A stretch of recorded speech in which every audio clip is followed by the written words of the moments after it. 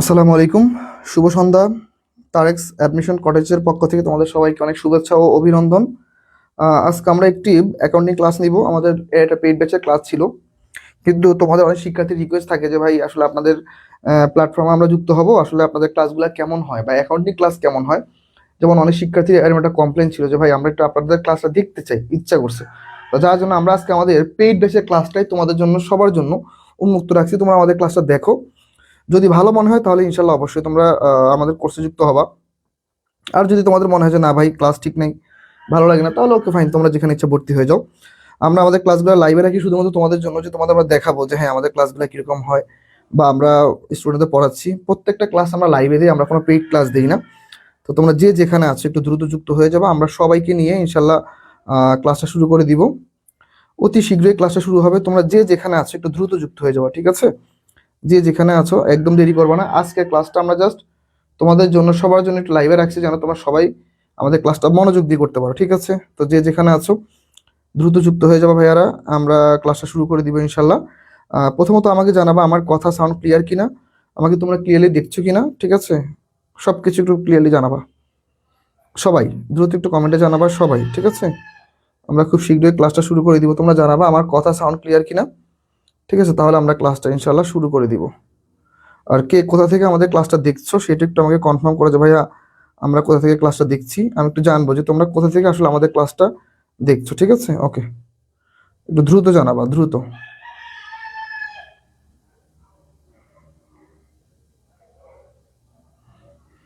ঠিক আছে, ওকে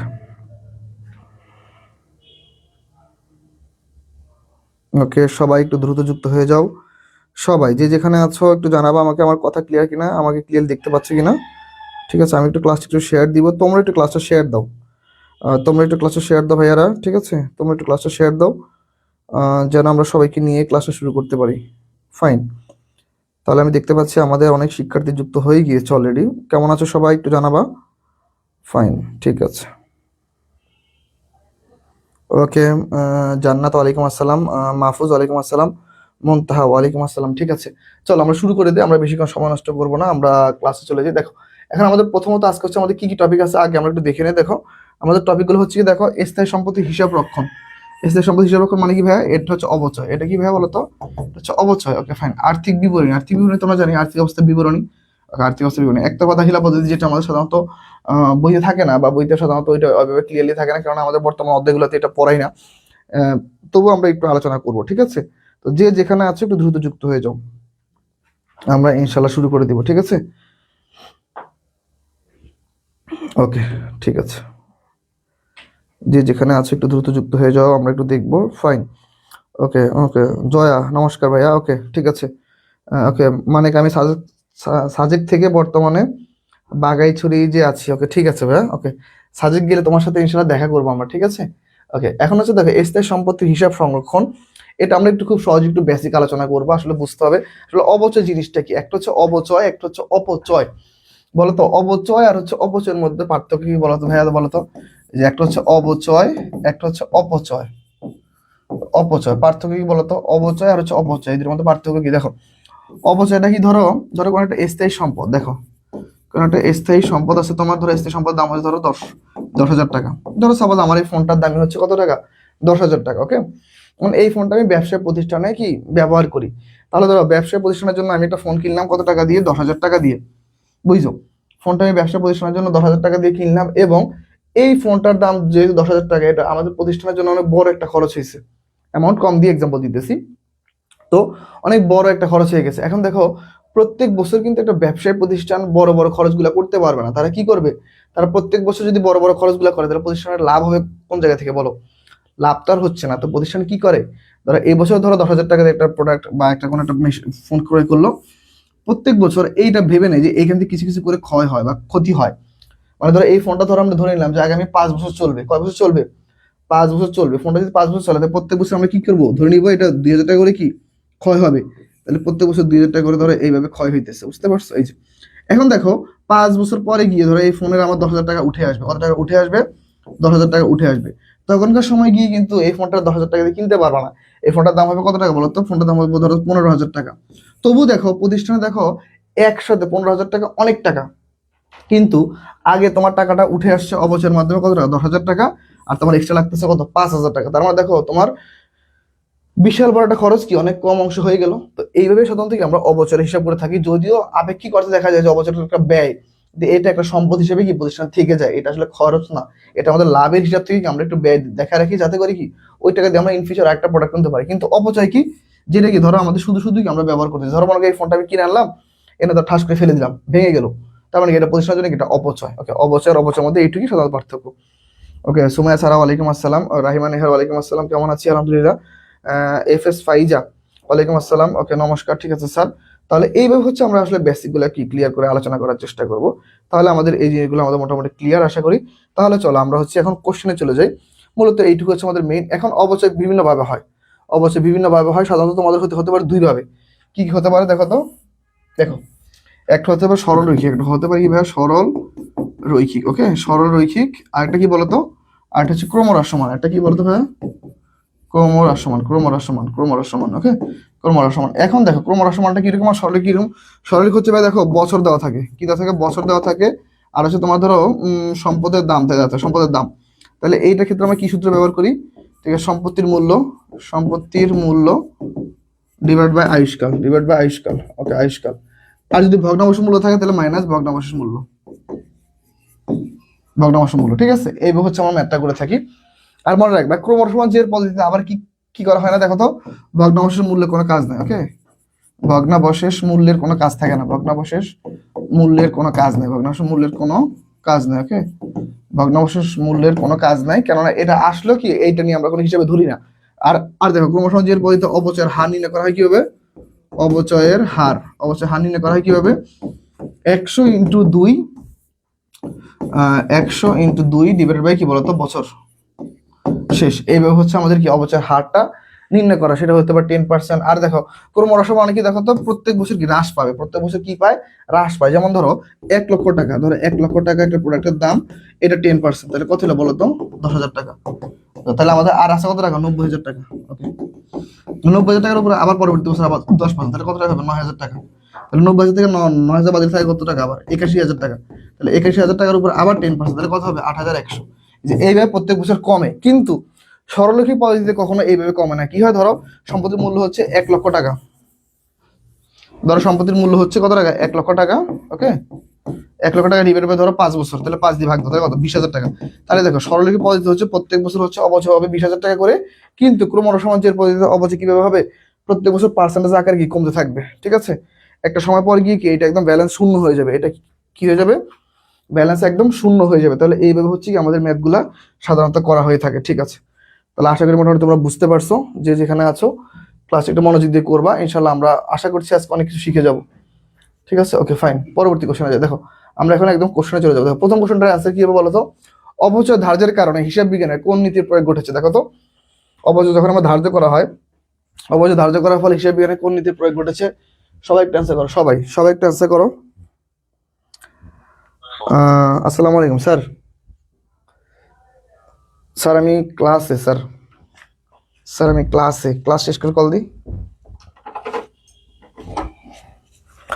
ওকে ঠিক আছে, আমার একটা প্রতিষ্ঠান থেকে কল আসছিল, যাই হোক। ওকে ঠিক আছে, তাহলে আমরা চলো পড়ি। তাহলে আমার প্রথম কোশ্চেনের অ্যান্সার কি? আমরা একটু দ্রুত একটু অ্যান্সার করে ফেলি, দ্রুত দ্রুত একটু অ্যান্সার করে ফেলি। ফাইন, ওকে আমরা এখন কোশ্চেনের অ্যান্সার চলে আসছি, একটু দ্রুত আমরা অ্যান্সার করবো, হ্যাঁ দেরি করবো না। আমরা প্রত্যেকে একটু ফার্স্ট ফার্স্ট একটু অ্যান্সার করবো, যে যেখানে আছো ফার্স্ট ফার্স্ট একটু অ্যান্সার করবো। ঠিক আছে, ঠিক আছে। প্রথম কোশ্চেন আছে কি বলতো? অবচয় ধার্যের কারণ হিসাব বিজ্ঞানে কোন নীতি প্রয়োগ করেছে? হিসাবপাল ধারণা, মিলকরণ, ক্রমমূল্য নাকি সামঞ্জস্য নীতি? দেখো তো কি হবে বলো, কোনটা হতে পারে? সবাই যারা যারা ক্লাসে অ্যাক্টিভ আছো সবাই একটু অ্যান্সার করার চেষ্টা করো, সবাই দ্রুত ভাইয়েরা, দেরি করা যাবে না। আমরা অলরেডি ক্লাসটা শুরু করে দিয়েছি, আর তোমরা তোমাদের ফ্রেন্ডদের মেনশন দাও, যারা যারা ক্লাস করতেছে বা করতে চায় সবাইকে একটু মেনশন দিয়ে দাও, যেন ওরাও সবাই কি ক্লাসটা করতে পারে। ঠিক আছে, আমরা সবাইকে নিয়ে ইনশাল্লাহ ক্লাসটা করবো। ফাইন, এখন দেখো, এখন হিসাবপাল ধারণা মানে কি দেখো? প্রত্যেক বছর, ওকে ধরো আমি একটু লিখে দিই, ধরো প্রত্যেক বছর, ওকে হিসাব কার্য পরিচালনা করতে হবে, হিসাব কার্য পরিচালনা করতে হবে। ওকে ধরো আয় ব্যয় হিসাবে প্রত্যেক বছর পরিচালনা কার্য করতে হয়। ওকে, এটা মিলকরণ নীতি কি, ধরো আয় ব্যয়, ওকে কত টাকা আয় হয়েছে, আয় ও ব্যয়ের সম্পর্ক, ওকে আয়ের ব্যয়ের কি মিলকরণ, ওকে মিল করতে হবে, আয় ও ব্যয়ের মধ্যে এটা মিলকরণ করতে হবে। Okay fine. এরপর দেখো, এরপরে কি আছে দেখো, ক্রয়মূল্য নীতি। ক্রয়মূল্য নীতি কি, ধরো স্থায়ী সম্পত্তি যদি আমি ক্রয় করি, স্থায়ী সম্পত্তি ক্রয় করলে আমার স্থায়ী সম্পত্তির যে দাম, স্থায়ী সম্পত্তির মূল্যই লিখতে হবে, স্থায়ী সম্পত্তির যে মূল্য সেই মূল্যতে লিখতে হবে। তাহলে দেখো হিসাব করার ধারণা কি, প্রত্যেক বছর কি হিসাব কার্য পরিচালনা করতে হবে, আয় ব্যয় সবকিছু হিসাব রাখতে হবে, এটা হচ্ছে হিসাব কাল। এরপর দেখো কি আছে, এরপর হচ্ছে কি আমাদের মিলকরণ নীতি। মিলকরণ নীতি কি, দেখো আয় ব্যয়ের মধ্যে মিল করবো, আয় ব্যয়ের মধ্যে কি করবো, একটা মিল করবো। ধরো আমাদের 10 টাকা আয় হয়েছে, ব্যয় কত টাকা হয়েছে 5 টাকা, পার্থক্য করে দেখবো আমাদের পজিশনে কত টাকা থাকে। ক্রয়মূল্য নীতি কি, ক্রয়মূল্য নীতি হচ্ছে স্থায়ী সম্পত্তির মূল্য নির্ধারণ করবো। সামঞ্জস্যতা নীতিটা কি, সামঞ্জস্যতা নীতির মধ্যে রয়েছে আমরা অবচয় ধার্য করা হয়, ওকে অবচয় ধার্য করা হয়, কি করা হয়, অবচয় ধার্য করা হয়। ফাইন, তাহলে আমাদের রাইট অ্যান্সার কি বলো, সামঞ্জস্যতা নীতি। রাইট অ্যান্সার কি, রাইট অ্যান্সার হচ্ছে সামঞ্জস্যতার নীতি। ফাইন, সবাই একটু অ্যান্সার করার চেষ্টা করো। তাহলে রাইট অ্যান্সার কি ভাই বলো তো, রাইট অ্যান্সার হচ্ছে সামঞ্জস্যতার নীতি। যারা যারা অ্যান্সার করতে পেরেছে আমি একটু অ্যান্সার কমেন্টটা দেখবো কে কে অ্যান্সার করতে পেরেছে। তাহলে রাইট অ্যান্সার কি ভাই, সামঞ্জস্যতার নীতি। ফাইন, চলমান ধারণা হবে না, চলমান ধারণা হবে না। অবচয় লিপিবদ্ধ করা হলে, অবচয় লিপিবদ্ধ করা হয়, তুমি আমাদের এই লেকচার শিটটা পড়ো মেহজাবিন। আমাদের তো তুমি তো আমাদের পেইড ব্যাচের স্টুডেন্ট, আমাদের পেইড ব্যাচে হচ্ছে যে লেকচার শিট আছে, লেকচার শিটের মধ্যে এই কোশ্চেনটা ব্যাখ্যা আছে, ঠিক আছে। যে যদি অবচয় নির্ণয় করা হয় সেটা হচ্ছে চলমান প্রতিষ্ঠান ধারণা, আর যদি অবচয় ধার্য করা হয় সেটা হচ্ছে কি আমাদের সামঞ্জস্যতার নীতি। ফাইন, তাহলে এইটা হচ্ছে আমাদের অ্যান্সার। তাহলে আমরা পরবর্তী কোশ্চেনে যাই, চলো। এই পরবর্তী কোশ্চেন আমাদের কি বলছে, আমরা এটি পরবর্তী কোশ্চেন সলভ। দেখো, হাবিব কোম্পানি 1 লক্ষ টাকা মূল্যের একটা যন্ত্র ক্রয় করেন, যার সংস্থাপন ব্যয় হচ্ছে 20,000 টাকা এবং ভগ্নাংশের মূল্য কত টাকা, 10,000 টাকা। ওকে, ভগ্নাংশের মূল্য কত টাকা, 10,000 টাকা। ফাইন, এরপর দেখো 10,000 টাকা এবং আয়ুষ্কাল 10 বছর, অবচয়ের হার সরলরৈখিক পদ্ধতিতে 10% অবচয়ের পরিমাণ কত।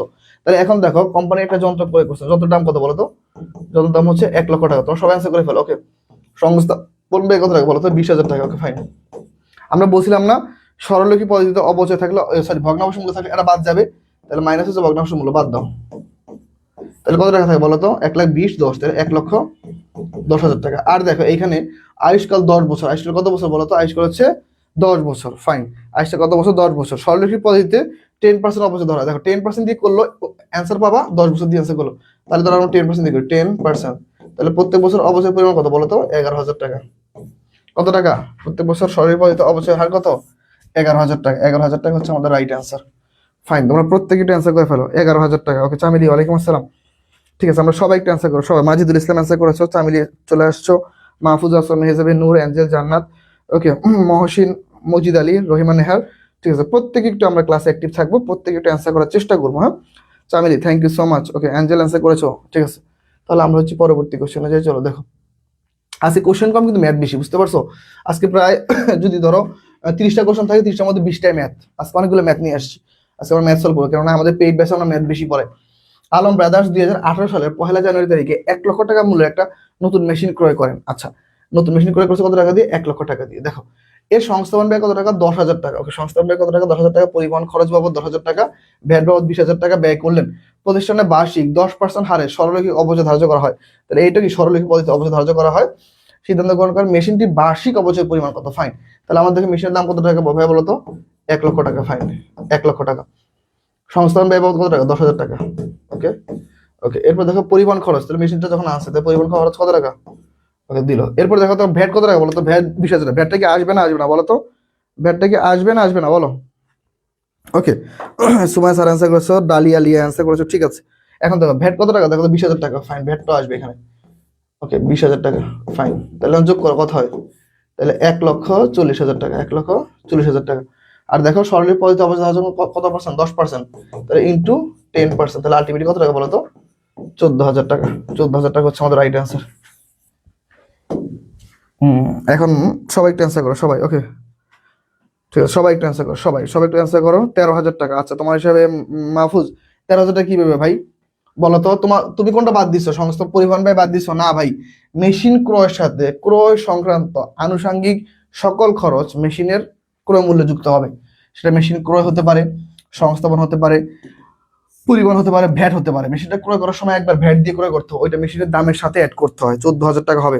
ঠিক আছে মাহফুজ, বুঝতে পারছো ভাই? কমেন্ট একটু জানাবা যে ভাই বুঝতে পারছো কিনা। তাহলে আমরা হচ্ছে পরবর্তী কোশ্চেনে যাব, ঠিক আছে চলো। দেখো পরবর্তী কোশ্চেন আমাদের কি বলতেছে, 14,000 টাকা গেল। ওকে, এরপর হচ্ছে আমরা একটা থিওরিটিক্যাল কোশ্চেন পড়বো। চলো দেখো থিওরিটিক্যাল কোশ্চেনটা কি বলছে আমাদের, দেখো তো। ওকে দেখো, কোন সম্পদের ক্রয় মূল্য এবং পুঞ্জীবিত অবচয় পার্থক্য কি বলা হয় বলতো? কোন সম্পদের ক্রয় মূল্য এবং পুঞ্জীবিত অবচয়ের পার্থক্য বলতো, এটা কি হবে? দেখো সবাই একটু এটা অ্যান্সার করো, সবাই সবাই একটু অ্যান্সার করো। ওকে, অনেকেই দেখতেছি আমরা অ্যান্সার করে ফেলতেছি, ঠিক আছে। ওকে ফাইন, সবাই একটু অ্যান্সার করো। সবাই ধরো আমাদের ক্রয় মূল্য, ধরো একটা মেশিনের ক্রয় মূল্য, দেখো ধরো একটা মেশিনের ক্রয় মূল্য ধরো 1,00,000 টাকা, দেখো 1,00,000 টাকা, ধরো এটার উপর 10% দাও, 10% দিলে কি হবে বলো তো? 10,000 টাকা। ফাইন, তাহলে এখন দেখো এইটা হচ্ছে মেশিনটার ক্রয় মূল্য। দেখো এটা হচ্ছে মেশিনটা কি ছিল বলতো? ক্রয় মূল্য। ওকে, ক্রয় মূল্য। ওকে দেখো ক্রয় মূল্য। এখন দেখো এটা হচ্ছে মেশিনের অবচয়, অবচয় বা পুঞ্জীবিত অবচয়, অবচয়। তাহলে দেখো এই যে দেখো ক্রয় মূল্য আর হচ্ছে অবচয়, এই দুইটা পার্থক্য যদি বের করি তাহলে আমরা যেটা পাবো সেটা কি বলতো? এটা পার্থক্য করলে যেটা পাবো সেটা কি? সেটা হচ্ছে দেখো ভাইয়া বহিমূল্য। সেটাই বলতো বহিমূল্য। সেটা কি? সেটা হচ্ছে আমাদের বহিমূল্য। ওকে, বা বইমূল্য যেটাকে বলো। ওকে, বইমূল্য। ফাইন, তাহলে এটা হচ্ছে আমাদের রাইট অ্যান্সার। তাহলে সবাই একটা অ্যান্সার করো। না ভাইয়া আমি ভ্যাট 10,000 টাকা মনে করছি। আচ্ছা ঠিক আছে, সমস্যা নেই মাহফুজ। ঠিক আছে ভাইয়া। মাহফুজ তোমার নেক্সট টার্গেট কোনটা ভাইয়া বলো তো? কোন বিশ্ববিদ্যালয় নেক্সট, কোন বিশ্ববিদ্যালয় টার্গেট রাখছো একটু ভাইকে জানাও। ঠিক আছে, তাহলে আমরা পরবর্তী কোশ্চেনে যাই। সবাই একটু মডেল টেস্ট গুলো দিও, এক্সাম গুলো। ঠিক আছে, আমরা মডেল টেস্ট কিন্তু নিচ্ছি তোমাদের পেইড ব্যাচে। দেখো 2020 সালের 30শে সেপ্টেম্বর তারিখে হোসেন এন্টারপ্রাইজ 80,000 টাকা দিয়ে একটা মেশিন ক্রয় করেন। কত টাকা দিয়ে মেশিন ক্রয় করেন? 80,000 টাকা দিয়ে। ফাইন, ওকে 80,000 টাকা দিয়ে মেশিন ক্রয় করেন। মেশিনের স্থাপন ব্যয় হচ্ছে 12,000 টাকা। মেশিনের স্থাপন ব্যয় 12,000 টাকা এবং বহন খরচ কত টাকা? 3,000 টাকা। নগদে পরিশোধ করেন। মেশিনটির সম্ভাব্য আয়ুষ্কাল হচ্ছে 5 বছর। সম্ভাব্য আয়ুষ্কাল কত বছর? 5 বছর। ভগ্নাংশের মূল্য কত টাকা? 5,000 টাকা। ফাইন, তাহলে অনুমান করা হয়। তাহলে দেখো সরলরেখী পদ্ধতি 2020 সালে মেশিনটির অবচয় খরচ কত? ফাইন, এইখানে আমরা ম্যাট্রিকটি করবো। দেখো তাহলে আমার প্রথমত হচ্ছে কত টাকা আছে? 80,000 টাকা আছে। ফাইন, এরপর কি স্থাপন বাবদ খরচ কত টাকা? 12,000 টাকা। 12,000 টাকা যোগ করবো, বহন খরচ 3,000 টাকা যোগ করবো। ফাইন, যোগ করে কথা বলো তো, যোগ করে হয় হচ্ছে 95,000 টাকা। আমরা জানি সরলরেখী পদ্ধতি কি হয়? ভগ্নাংশ মূল্য বাদ যায়, তাহলে বাদ দেওয়া হচ্ছে ভগ্নাংশ মূল্য 5,000 টাকা। তাহলে থাকে কত টাকা বলো তো? 90,000 টাকা। ওকে, কত টাকা থাকে? 90,000 টাকা। এখন দেখো 90,000 টাকা বলছি কি, দেখো তো তার সম্ভাব্য আয়ুষ্কাল কত? আয়ুষ্কাল কত বছর? 5 বছর। তাহলে 90,000 টাকার উপরে 5 বছর দাও। তাহলে 5 যদি দাও তাহলে কত হবে বলো তো? বলো কত হবে? 18। 5 18 কত বলো তো? 5 18 হতেছে কি 90, তাই না? 18 দাঁড়াও, 50 5 40, হ্যাঁ 90।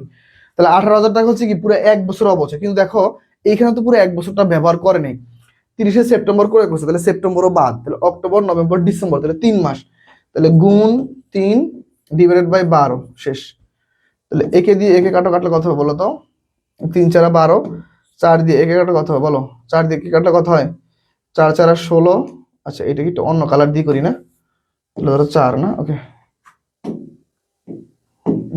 দেখো, তাহলে 4 দিয়ে 1 কে যদি কাটি তাহলে 4 4 16, হাত থেকে 2 আর একটা শূন্য দাও, তাহলে 4 5 20 আর থেকে ডাবল শূন্য, দুটো শূন্য, তাহলে 4,500। তাহলে আলটিমেটলি রাইট অ্যান্সার কত বলো তো ভাই? রাইট অ্যান্সার হচ্ছে 4,500। ওকে ঠিক আছে, তাহলে রাইট অ্যান্সার হচ্ছে 4,500। কারা কারা করতে পারছো দেখি। ওকে ভাইয়া বিক্রয় ভ্যাট, ভাই বিক্রয় ভ্যাট কি এটা একটু বুঝাবেন? আচ্ছা বিক্রয় ভ্যাট জিনিসটা কি, তাই তো? মাস্কুরা জিম জয়েন করেছে। ওকে বুঝি নাই ভাই, আবার একটু বুঝাই দেন। সিয়াম হোসেন, ঠিক আছে আরেকবার বুঝাই দিব, দেখো ম্যাটটা ক্লিয়ার কিনা। আচ্ছা ওকে, তার মানে হচ্ছে মাহফুজ হচ্ছে মেইন টার্গেট হচ্ছে আগে গুচ্ছ ক্যাপচার করবো। আচ্ছা ম্যাটটা আবার প্রথম থেকে করি, চলো ম্যাটটা যদি বুঝতে পারো অনেকে আবার একটু প্রথম থেকে ট্রাই করি, চলো। এখন দেখো আমাকে ম্যাটটা বলছি কি, প্রথমত ভাই বলছে হচ্ছে যে আমাদের ক্রয় মূল্য কত টাকা? 80,000 টাকা। চলো আমরা আগে লিখি হচ্ছে 80,000 টাকা। দেখো ক্রয় মূল্য 80,000 টাকা। আমরা জানি নিট ক্রয় বের করতে গেলে কি ক্রয় সাথে ক্রয় সংক্রান্ত আনুষঙ্গিক খরচ স্থায়ী সম্পদ নির্ণয় করতে গেলে, তাহলে স্থাপন বাবদ কত টাকা? 12,000 টাকা। ঠান্ডা মাথায় দেখো, ঠিক আছে মনোযোগ দিয়ে দেখো। বহন খরচ কত টাকা? 3,000 টাকা। ওকে তাহলে যোগ করলে কত হলো দেখো তো? টোটাল 95,000 টাকা। এখন দেখো, এখন দেখো 5,000 টাকা কি বলতো? ভগ্নাংশ মূল্য। আমাদের সরলরৈখিক পদ্ধতিতে 5,000 টাকা যেটা ভগ্নাংশ মূল্য সেটা বাদ যায়, তাহলে আমরা বাদ দিয়ে দিই 5,000 টাকা। তাহলে থাকে কত টাকা দেখো তো? 90,000 টাকা। তাহলে এটা হচ্ছে আমাদের অবচয়যোগ্য মূল্য। এটা হচ্ছে কি আমাদের অবচয়যোগ্য মূল্য। ওকে অবচয়যোগ্য মূল্য, এটা হচ্ছে কি অবচয়যোগ্য মূল্য। ফাইন, অবচয়যোগ্য মূল্য মূল্য কত টাকা? 90,000 টাকা। এখন দেখো আমাদের অবচয় নির্ণয় সূত্র কি ভাই বলতো? ওকে অবচয় নির্ণয় সূত্র কি বলতো? বার্ষিক অবচয় নির্ণয় সূত্র কি? ওকে অবচয়যোগ্য মূল্য, অবচয়যোগ্য মূল্য, অবচয়যোগ্য মূল্য ডিভাইড বাই হচ্ছে আয়ুষ্কাল, ডিভাইড হচ্ছে আয়ুষ্কাল। ফাইন, তাহলে অবশিষ্ট মূল্য আমরা পাইলাম কত, 90,000 টাকা।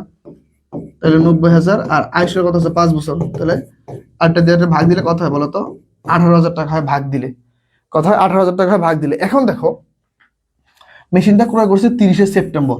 30শে সেপ্টেম্বর মানে কি ভাই, সেপ্টেম্বর মাসও শেষ, তাহলে আসি কি অক্টোবর নভেম্বর ডিসেম্বর, 3 মাস আছে। কয় মাস আছে, 3 মাস। তাহলে এই 18,000 টাকার উপর আমরা 3 মাসে অবচয় দিব।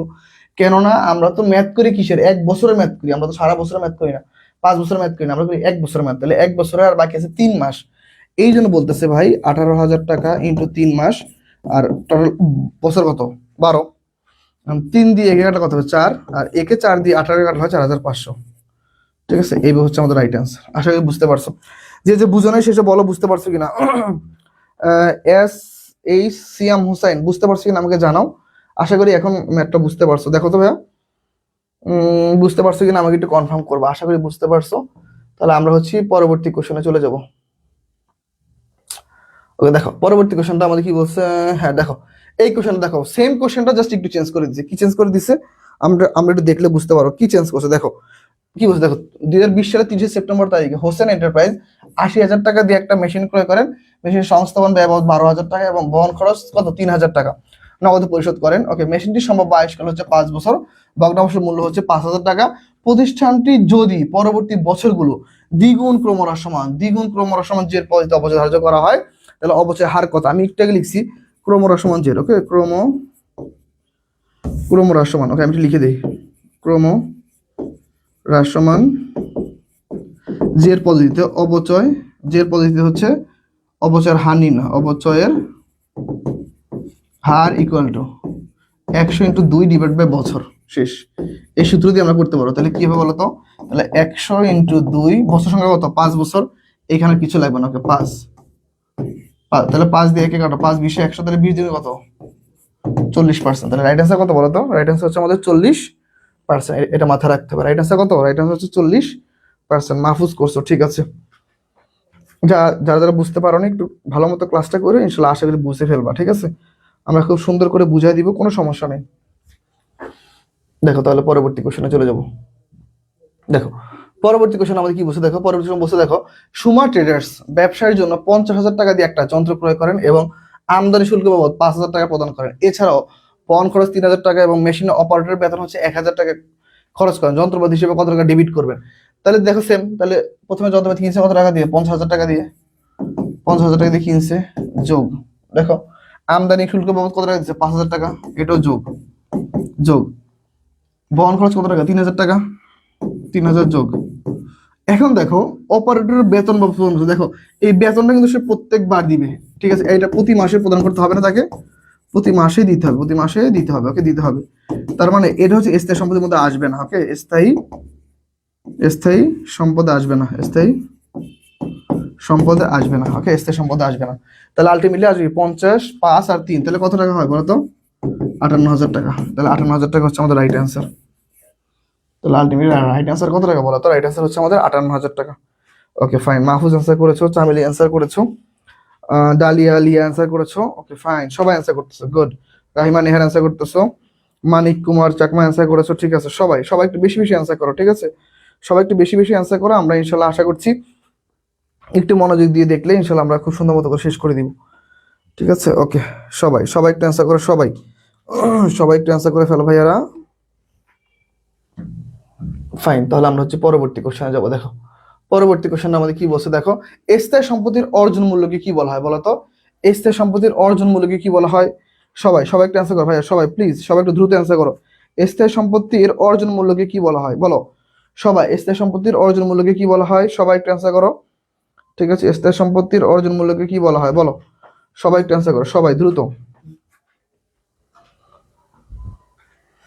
আচ্ছা, স্থায়ী সম্পত্তির অর্জন মূল্যকে কি বলা হয়, তাই না। এখন দেখো স্থায়ী সম্পত্তির অর্জন মূল্য জিনিসটা কি, মানে স্থায়ী সম্পত্তির তুমি যেই টাকা ক্রয় করতেছো বা টোটাল ক্রয় করতে গিয়ে যত টাকা খরচ হয়েছে টোটাল ভ্যালুটাকে বলা হয়। তার মানে ওয়ান কাইন্ড অফ ওইটা কি মূলধন জাতীয় ব্যয়, ওইটা কি বলা হয়, তাহলে ওইটা হচ্ছে আমাদের মূলধন জাতীয় ব্যয়। ফাইন, তাহলে এইখানে আর অত ব্যাখ্যা দেওয়ার কোনো দরকার নেই। যে কোশ্চেন ব্যাখ্যা লাগবে সেটা ব্যাখ্যা দিয়ে দিব। চলো আমরা একটা ম্যাথ করি। দেখো আমাদের ম্যাথটা কি বলছে, দেখো হাশেম ব্রাদার্স 2017 সালের 1 জানুয়ারি তারিখে 90,000 টাকা একটা যন্ত্রপাতি ক্রয় করেন। কত টাকা দিয়ে যন্ত্রপাতি ক্রয় করেন, 90,000 টাকা দিয়ে ক্রয় করেন। ওকে ফাইন, যন্ত্রপাতি সংস্থাপন ব্যয় হচ্ছে 10,000 টাকা বার্ষিক 10% হার ক্রমরসমান জের পদ্ধতি কিসে ভাইয়া? ক্রমরসমান জের পদ্ধতিতে অবচয় ধার্য করা হয় 17 সালে অবচয় পরিমাণ কত? তাহলে দেখো 90,000 টাকা দিয়ে ক্রয় করছে। কত টাকা দিয়ে ক্রয় করছে? 90,000 টাকা দিয়ে। ফাইন, 90,000 টাকা দিয়ে ক্রয় করছে। সংস্থাপন ব্যয় কত টাকা? 10,000 টাকা। যোগ করলে কত হয় বলো তো? 1 লক্ষ টাকা। ফাইন, 10% অবচয়, তাহলে 1 লক্ষ টাকা 10% অবচয় দিয়ে দাও, তাহলে কত টাকা? 10,000 টাকা। তাহলে কত টাকা হবে বলো তো? অবচয় কত টাকা হবে? 10,000 টাকা। শেষ। তাহলে আমাদের 17 সালের অবচয় কত? যেহেতু 1 জানুয়ারি করে করছো স্যার, এই জিনিসটা মাথায় রাখবা সবাই, প্লিজ সবাই এই জিনিসটা মাথায় রাখবে। এই জায়গাটা দেখবে, এটা 1 জানুয়ারি না ফেব্রুয়ারি না মার্চ, সেক্ষেত্রে কিন্তু অবচয়ের পরিমাণটা চেঞ্জ হয়ে যাবে। ধরো এইখানে যদি থাকতো 1 জুলাই, তাহলে কিন্তু 6 মাস হইতো। যদি থাকতো 1 সেপ্টেম্বর, তাহলে অক্টোবর, নভেম্বর, ডিসেম্বর, তাহলে 3 মাস। তো এই জিনিসটা খুবই ইম্পর্টেন্ট, খুবই ইম্পর্টেন্ট, ঠিক আছে? এইটা একটু মাথায় রাখতে হবে। ঠিক আছে, তাহলে আমার পরবর্তী কোশ্চেনে যাই। দেখো তো বুঝতে পারছো কিনা, সবাই একটু কমেন্টে জানাও। সবাই একটু জানাও ভাই বুঝতে পারছো কিনা। ওকে ওকে, ঠিক আছে। চামেলি অ্যান্সার করেছো, এনজেল জান্নাত অ্যান্সার করেছো, হৃদয় রানা অ্যান্সার করেছো, রাহিমা নেহার অ্যান্সার করেছো, তারপর হচ্ছে মুমতা অ্যান্সার করেছো, মানিক কুমার চাকমা অ্যান্সার করেছো, শিমু অ্যান্সার করেছো, মাহফুজ আহমেদ অ্যান্সার করেছো, চামেলি অ্যান্সার করেছো, এনজেল জান্নাত, ওকে, মাজিদুল ইসলাম, ওকে, শিমু, ঠিক আছে। সবার অ্যান্সারটা সঠিক হচ্ছে। তাহলে এইভাবে হচ্ছে আমরা কোশ্চেনের অ্যান্সার করার চেষ্টা করবো। চলো পরবর্তী কোশ্চেন আছে। দেখো, কর্ণফুলী লিমিটেডের প্রতিষ্ঠানের যন্ত্রপাতির উপর 10% অবচয় ধার্য করা হয়। কি বলছে দেখো? যন্ত্রপাতির উপর 10% অবচয় ধার্য করে। 30,000 টাকা পুস্তক মূল্যের একটা যন্ত্রপাতির পুঞ্জীভূত অবচয় হচ্ছে 20,000 টাকা। দেখো, 30,000 টাকা পুস্তক মূল্যের 30,000 টাকা পুস্তক মূল্যের একটা যন্ত্রপাতির পুঞ্জীভূত অবচয় হচ্ছে 20,000 টাকা। ফাইন, যন্ত্রপাতিটির ক্রয় মূল্য কত? যন্ত্রপাতির ক্রয় মূল্য কত? ফাইন, ক্রয় মূল্য, ওকে, ক্রয় মূল্য, দেখো, ক্রয় মূল্য ইকুয়াল টু পুস্তক মূল্য, বই মূল্য, পুস্তক মূল্য অথবা বই মূল্য, এটা একটাই নাম, যোগ পুঞ্জীভূত অবচয়। শেষ, পুঞ্জীভূত অবচয়। তাহলে এই সূত্র দিয়ে ম্যাটটা করলে হয়ে যায়। তাহলে দেখো, তাহলে আমাদের পুস্তক মূল্য কত আছে দেখো তো? 30,000 টাকা। 30,000 টাকা যোগ পুঞ্জীভূত অবচয় কত টাকা? 20,000 টাকা। তাহলে যোগ করলে কত হবে বলো তো? তাহলে যোগ করলে হবে 50,000 টাকা। শেষ, 50,000 টাকা হচ্ছে আমাদের সঠিক অ্যান্সার। খুব ইজি, খুব সহজে আমরা অ্যান্সার করতে পারতেছি। হৃদয় লেখছো 50K। ফাইন, মাহফুজ অ্যান্সার করেছো, হৃদয় রানা অ্যান্সার করেছো, সবার অ্যান্সার সঠিক হয়েছে। দেখছো কত ইজি ম্যাথ। মনে রাখবা, গুচ্ছতে পাশাপাশি ঢাকা সেন্ট্রাল ইউনিভার্সিটিতে ন্যাশনালে কঠিন ম্যাথ আসবে না, ঠিক আছে? ম্যাথগুলো খুব সহজ আসবে। আজকে ক্লাসটা একটু ম্যাথের উপরে নিলাম, কারণ আজকে অধ্যায়টা আসলে ম্যাথ টাইপেরই হয়, ঠিক আছে? এই যে এখন যে ম্যাথগুলো, এইগুলো আসলে অধ্যায় ভিত্তিক ম্যাথ না করলে তোমরা বুঝতে পারবো না। থিওরি তোমরা পারবা মোটামুটি, কিন্তু ম্যাথ না করলে একদম পারবো না। দেখো, কোন ধরনের সম্পদ অবলম্বন করতে হবে বলো তো? কোন ধরনের সম্পদকে আমরা অবলম্বন করতে পারি বলো? সবাই একটু অ্যান্সার দাও। সবাই কোন ধরনের সম্পদকে আমরা অবলম্বন করতে পারি বলো? ঠিক আছে, সবাই একটু অ্যান্সার করো, সবাই। ওকে, সবাই একটু অ্যান্সার করো, সবাই দ্রুত একটু অ্যান্সার করো। কি হবে? ঠিক আছে, ওকে, সবাই একটু দ্রুত অ্যান্সার করবো আমরা। এই কোশ্চেনটা সবাই পারার কথা, এটার আমি সবার কাছ থেকে অ্যান্সার চাই, সবার কাছ থেকে, সবার কাছ থেকে অ্যান্সার চাই, সবার কাছ থেকে, সবার কাছ থেকে একটু অ্যান্সার চাই। সবাই একটু অ্যান্সার করো, সবাই, সবাই একটু অ্যান্সার করো, সবাই দ্রুত। ওকে, ঠিক আছে, আমরা দেখতেছি অনেকে অ্যান্সার করতেছো। সবাই একটু অ্যান্সার করবা। আর হ্যাঁ, তোমরা যারা যারা মনে করো যে আমাদের প্রতিষ্ঠানে যুক্ত আছো, তারা তো আলহামদুলিল্লাহ ভালো, তোমরা অনেক কিছু শিখতেছো, ডেইলি মডেল টেস্ট হচ্ছে, পাশাপাশি তোমরা ক্লাস পাচ্ছ। যারা যারা এখনো ভর্তি হনে, অনেকে বিভিন্ন জায়গায় দৌড়াদৌড়ি করতেছো, কিন্তু আসলে আলটিমেটলি ভালো কিছু পাবা কিনা সন্দেহ থাকো। তো তোমরা দেরি না করে আমাদের প্রতিষ্ঠানে যুক্ত হয়ে যেতে পারো। আমরা মাত্র 499 টাকায় আমরা যে কোর্সটা রাখছি, এখানে তোমরা খুব ইজিলি সবাই অ্যাড হইতে পারবা, আর খুবই কম খরচে তোমরা একটা ভালো একটা প্রস্তুতি নিতে পারবা আশা করি। অনেক শিক্ষার্থী আছে আমাদের এইখানে যারা শুধুমাত্র জাহাঙ্গীরনগর বিশ্ববিদ্যালয়ের জন্য কোর্সে ভর্তি হয়েছো, তারা স্টিল না অন্যান্য বিশ্ববিদ্যালয়ের কোর্সে অ্যাড হয়ে আছে, আমরা কাউকে বাদ দিইনি। সো একটা কোর্সে ভর্তি হলে তোমরা অন্যান্য বাকি সবগুলো কোর্সে যুক্ত হইতে পারবা। তো দেরি না করে ভর্তি হয়ে যাবে ইনশাল্লাহ। আশা করি তোমরা একটা বেস্ট একটা সার্ভিস পাবা আমাদের কাছ থেকে, ঠিক আছে? ওকে, তাহলে আমরা হচ্ছে পরবর্তী কোশ্চেনে যাই। দেখো, ওকে ফাইন, এই ঘটনাগুলো দেখো, কোন ধরনের সম্পদকে অবলম্বন করতে? দেখো, চলতি সম্পদে কোনো অবলম্বন হয় না, অলিক সম্পদে তো আরো অবলম্বন হয় না, তরল সম্পদ না, তাহলে কি স্থায়ী সম্পদ? তাহলে রাইট আনসার কি বলো তো? রাইট আনসার হচ্ছে স্থায়ী সম্পদ।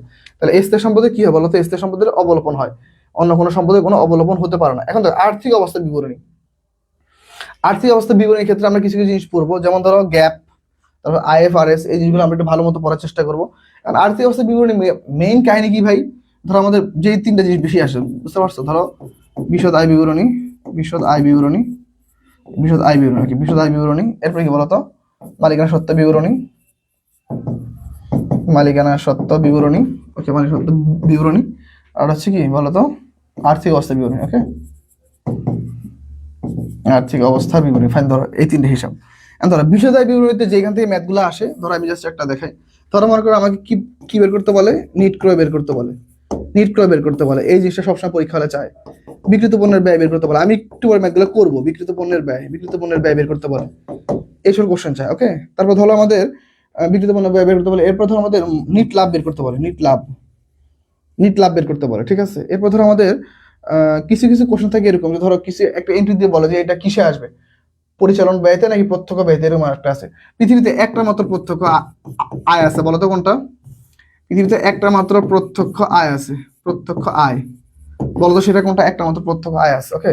এরপর দেখো মালিকানা সত্ত্বের বিবরণীতে কি আসে, মেইন কাজ হচ্ছে মালিকানা সত্ত্ব হচ্ছে মূলধন, তারপর লাভ বা ক্ষতি, এরপর হচ্ছে উত্তোলন, এই তিনটে এন্ট্রি। আর্থিক অবস্থা বিবরণীতে মেইন কি কাজ হয়, কোনটা সম্পদ, কোনটা দায়, কোনটা মালিকানা সত্ত্ব, এইসব বিষয়গুলো নিয়ে কথা বলে, কোনটা চলতি দায়, কোনটা দীর্ঘমেয়াদী দায়, এইসব বিষয় নিয়ে কথা বলে। তাহলে এইটুকু মূলত মেকানিজমের মধ্যে সবচেয়ে বেশি পরীক্ষা আসে হচ্ছে এই জায়গাটা থেকে, ঠিক আছে। এই যে দেখো নিট ক্রয়, বিক্রিত পণ্যের ব্যয়, নিট লাভ, এরপর ধরো ভ্যাটের যে ম্যাথগুলো আছে, ভ্যাট, ভ্যাট নির্ণয়, ক্রয় ভ্যাট, বিক্রয় ভ্যাট, তারপর অলিখিত বিক্রয়, তারপর বীমা সালামি পরিশোধ বা অপরিশোধ, এই সকল জায়গা থেকে ম্যাথগুলো বেশি আসে।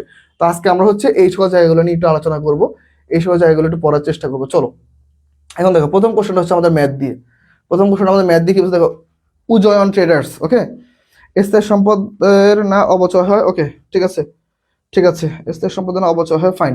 এখন দেখো পরবর্তী কোশ্চেন, দেখো উজয়ন ট্রেডার্স এর দেখো 31/12, ঠিক আছে, 31/12/2020 তারিখে প্রস্তুতকৃত রয়্যাল বীমা স্যালামি কত, 30,000 টাকা, যা 1/7/20 তারিখে 4 বছরের জন্য নেওয়া হয়েছিল, ঠিক আছে, ওকে, ফাইন। আচ্ছা এরপর দেখো 2020 সালে বীমা খরচের পরিমাণ কত। আচ্ছা মেহজাবিন নূর হচ্ছে একটা কোশ্চেন করছে, ভাই স্থায়ী সম্পদের জন্য না অবচয় করা হয়। এখন দেখো স্থায়ী সম্পদের জন্য অবচয় করা হয়, পাশাপাশি হচ্ছে অবলোপনা করা হয়। অবচয়টা করা হচ্ছে ব্যয়তে, আর ওইটাকে এক্সট্রা ভাবে রেখে দেওয়ার ফলে যেটা আমাদের সঞ্চিত হিসেবে থাকে ওইটাকে বলা হয় অবলোপন, ঠিক আছে।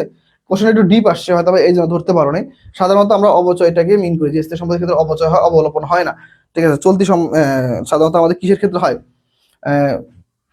দ্বারা একটু একটু ভুয়া সম্পদ বা অসমর্থিত খরচের জন্য অবলোপন হয়, ঠিক আছে। কিন্তু কিছু কিছু জায়গায় আবার আমরা স্থায়ী সম্পদের জন্য দেখছি। কোশ্চেনটা একটু ক্রিটিক্যাল ছিল, আশা করি বুঝতে পারছো, না বুঝতে আমাকে একটা মেসেজ দিয়ে আমি আবার তোমাকে ভয়েস দিয়ে বুঝিয়ে দিব, ফাইন। তাহলে পরবর্তী কোশ্চেন দেখো, উজয়ন ট্রেডার্স দেখো কি কি বলছে, কোশ্চেনটা সলভ করে সবাই দ্রুত, সবাই একটু দ্রুত অ্যান্সার করার চেষ্টা করবো, দ্রুত, ঠিক আছে, চলো।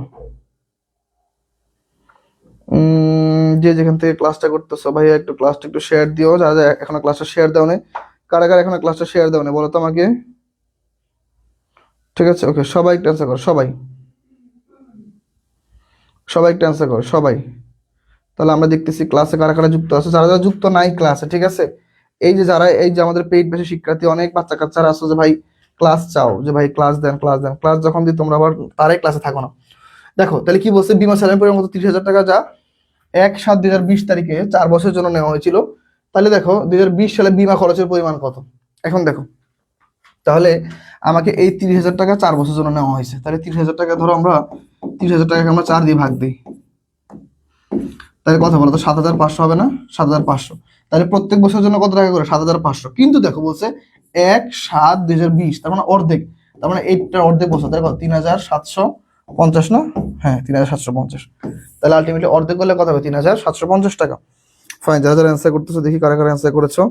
3,750 টাকা হচ্ছে আমাদের রাইট অ্যান্সার, ওকে, এ, ওকে, ওকে, ফাইন, ঠিক আছে। তাহলে আমাদের এই কোশ্চেনটা ক্লিয়ার আশা করি, ফাইন, তোমরা আশা করি বুঝতে পারছো। তাহলে এই কোশ্চেনটা একদম ক্লিয়ার, এইটা নিয়ে আর কোনো কোশ্চেন নাই, ঠিক আছে। তাহলে আমার পরবর্তী কোশ্চেনে যাই, চলো। দেখো কি বলছে, ওকে, দেখো বিক্রিত পণ্যের ব্যয়ের সাথে মোট লাভ যোগ করলে কি পাওয়া যায় বলো তো, বিক্রিত পণ্যের ব্যয়ের সাথে মোট লাভ যোগ করলে কি পাওয়া যায় দেখি। এখানে সবাই একটু সলভ করো দ্রুত, বিক্রিত পণ্যের ব্যয়ের সাথে মোট লাভ, দেখো বিক্রিত পণ্যের ব্যয়ের সাথে মোট লাভ, ওকে। দেখো তাহলে কি হয়, দেখো বিক্রিত পণ্যের ব্যয়, ধরো আমরা একটু লিখে ধরো বিক্রিত পণ্যের ব্যয়, ওকে। আমরা প্রথম থেকে আসি, ধরো প্রথম হচ্ছে আমাদের বিক্রয়, ওকে, বিক্রয়, ধরো অ্যামাউন্ট ধরো 1 2 3 4, বিক্রয় মাইনাস বিক্রিত পণ্যের ব্যয়, ওকে, মাইনাস বিক্রিত পণ্যের ব্যয়, পণ্যের ব্যয় 1 2 3, ফাইন। এই দুটো পার্থক্য করলে কি পাওয়া যায় বলো তো, এই পার্থক্য হচ্ছে মোট লাভ, মোট লাভ। তাহলে কত, ধরো 1 2 3 4, ফাইন, এইটা অ্যামাউন্ট। এখন আমাকে বুঝিয়ে দেখো বিক্রিত পণ্যের ব্যয়ের সাথে মোট লাভ যোগ করলে, তাহলে দেখো এই দুটো কিন্তু বিয়োগে আছে, এই দুটো কি আছে, বিয়োগে আছে। এখন এই দুটো যদি যোগ করে দেয় তাহলে আলটিমেটলি আমরা কি পাবো, আবার বিক্রয় পাবো না? দেখো তো বুঝতে পারছো কিনা, তাহলে কি পাবো বলো, সবাই একটু অ্যান্সার করো, সবাই একটু অ্যান্সার করো সবাই, তাহলে কি হবে আলটিমেটলি বিক্রয় পাবো। রাইট অ্যান্সার কি? বিক্রয়টা হচ্ছে আমাদের রাইট অ্যান্সার। ঠিক আছে, ওকে। বিক্রিত পণ্যের ব্যয়ের সাথে মোট লাভ যোগ করলে কি পাওয়া যায়? বিক্রয় পাওয়া যায়। ফাইন, তাহলে হচ্ছে আমরা হচ্ছে পরবর্তী কোশ্চেনে চলে যাবো। চলো,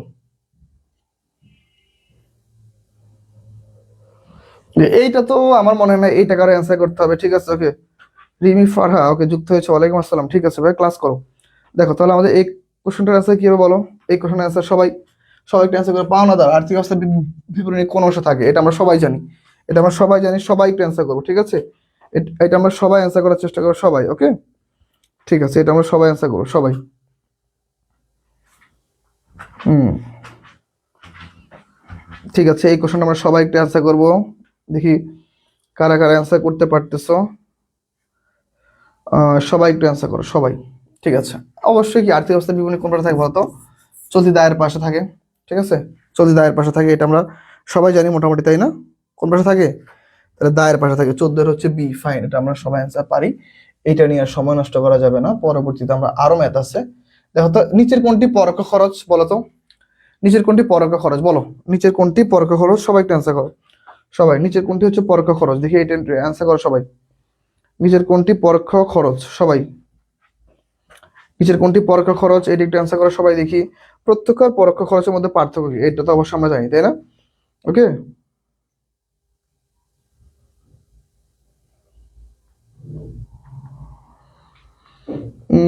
দেখি তোমরা সবাই একটু অ্যান্সার করো দ্রুত ভাইরা, প্লিজ দেরি করো না। ঠিক আছে, দেখি এই কোশ্চেন আছে কে পারো। এখন দেখো ডক চার্জ, এই যে এইটা নিয়ে আমার ইন্টারমিডিয়েট প্রচুর ঝামেলা হইতো পরীক্ষা হলে, যে আসলে আলটিমেট ডক চার্জটা কি। ঠিক আছে, এইটা হচ্ছে ওয়ান কাইন্ড অফ একটা জাহাজ ভাড়ার সাথে কানেক্টেড। ঠিক আছে, এক ধরো এইখানে জাহাজের সাথে কেমন কানেক্টেড, ধরো একটা জাহাজে পণ্য আসছে, আনার পরে পণ্যটা খালাস বলে, পণ্যকে খালাস করতে হয়। ঠিক আছে, খালাস করার পুরো মুহূর্তে, বা ধরো শিপমেন্টে এখন আসেনি, ধরো বন্দর এখন আসেনি, বন্দরে আসার আগে একটা চার্জ দিতে হয় বন্দরে আনার জন্য, ওইটা বলে ডক চার্জ। আর এইটা হচ্ছে ক্রয়ের সাথে কানেক্টেড। ক্রয়ের সাথে কানেক্টেড, কার সাথে কানেক্টেড? ক্রয়ের সাথে কানেক্টেড। তার মানে এটা হচ্ছে অনেক আমাদের প্রত্যক্ষ ব্যয়। আমদানি শুল্ক, একটা তো আমরা বুঝতেছি যে ক্রয়ের সাথে কানেক্টেড, আমদানি শুল্ক, তার মানে প্রত্যক্ষ খরচ। আন্ত পরিবহন, ক্রয় পরিবহন, ক্রয়ের সাথে কানেক্টেড। তাহলে আলটিমেটলি আমাদের রাইট অ্যান্সার কি?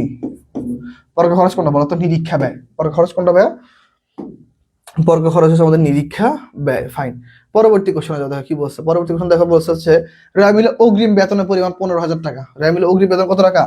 র্যামিলে অগ্রিম বেতন হচ্ছে 15,000 টাকা। ওকে, বছর শেষে সমন্বয়ে, বছর শেষে সমন্বয় দেখো কি বলছে। ওকে, বছর শেষে সমন্বয়ে, দেখো বছর শেষে সমন্বয়ে অগ্রিম বেতন রয়েছে 5,000 টাকা। আয় বা বিপরীতে বেতন খরচ, খরচ কত টাকা দেখানো হয়েছে। তাহলে ধরো এরকম ছিল, কিরকম ছিল ধরো, কিসে রেমিলের মধ্যে অগ্রিম বেতন। আচ্ছা ঠিক আছে, ধরো বেতন। ঠিক আছে, আচ্ছা সহজেই করে দিই, ধরো রেমিলে কত টাকা, আয় বিবরণীতে। ঠিক আছে, দেখো আয় বিবরণী, তাহলে এখন দেখো আমাদের বেতন ছিল কত টাকা?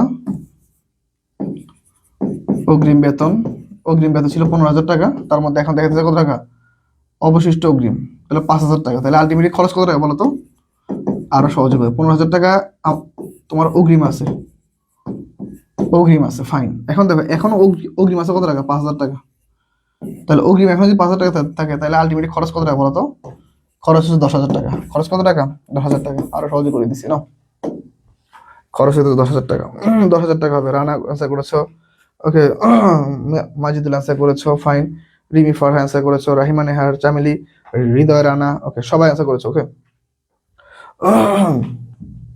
তাহলে হচ্ছে আমরা পরবর্তী কোশ্চেনে যাবো। চলো দেখো পরবর্তী কোশ্চেন আমাদের কি হচ্ছে। দেখো 2020 সালের 31 ডিসেম্বর রেমিলে উল্লেখ আছে অগ্রিম বীমা 6,000 টাকা। বীমা পলিসিটি 2019 সালের 1 জানুয়ারি তারিখে 4 বছরের জন্য নেওয়া হয়েছিল। 2020 সালে বীমা খরচ কত টাকা? তাহলে দেখো এই 6,000 টাকা কত বছরের জন্য নেওয়া হয়েছে? 4 বছরের জন্য। কত বছরের জন্য? 4 বছরের জন্য। এখন দেখো তাহলে 6,000 টাকা নেওয়া হয়েছে কত? 4 বছরের জন্য। তাহলে প্রত্যেক বছর কত টাকা করে বলো তো? 1,500 টাকা করে। প্রত্যেক বছর কত টাকা? 1,500 টাকা করে। ফাইন, এখন দেখো 2019 সালে নেওয়া হয়েছে, তাহলে 19 সালে হইতেছে কত টাকা? 1,500 টাকা। আর 2020 সালে 31 ডিসেম্বর, তাহলে আরো কত টাকা বলো তো? আরো 1,500 টাকা। তাহলে আলটিমেটলি বিমা খরচ দেখানো হবে কত টাকা? 3,000 টাকা। বিমা খরচ দেখানো হবে কত টাকা? 3,000 টাকা। দেখো তো বুঝতে পারছো কিনা, দেখো সবাই একটু বুঝতে পারছো কিনা, দেখো তো সবাই। সবাই একটু অ্যান্সার করো, সবাই দ্রুত, ঠিক আছে? সবাই একটু অ্যান্সার করো, দেখি বুঝতে পারছো কিনা সবাই। ওকে ওকে, সবাই একটু অ্যান্সার করো দ্রুত।